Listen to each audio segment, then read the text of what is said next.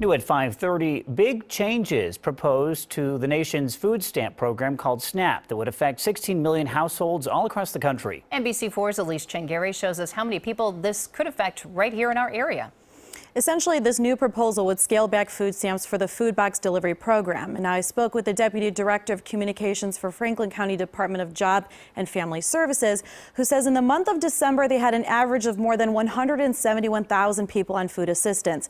About 56% of those recipients are children or the elderly. And now people I spoke with today, they didn't seem totally for or against it, but they just have a lot of questions about the proposal. How is it going to work? What's in the food meal? People with diabetes, are they going to be kid-friendly?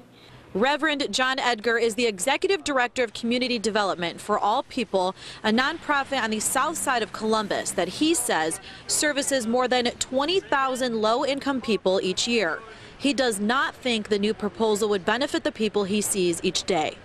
It's a terrible idea. It will be extremely harmful to thousands of low-income people just here in Columbus, let alone the devastating impact it would have across the country. He thinks people should be able to go to stores and pick out the food they want. Octavia, who's been on the SNAP program for 17 years, supports her family of 5. She tells me she's seen food stamps being sold on the streets, so clearly sees flaws in the current program, but still likes to choose her own food. I mean, you picking out food for people to bring a box to deliver to somebody's house, and then what if it's stuff in there that that woman can't eat? What if it's stuff in there that my kids can't eat? When speaking with the county on what they've heard about the box program proposal, they directed us to the State Department of Job and Family Services for comment. The state responded by email saying they could talk about the SNAP program. However, in regards to the new proposal, quote, "We will have no comment on the proposed budget either on air or by email."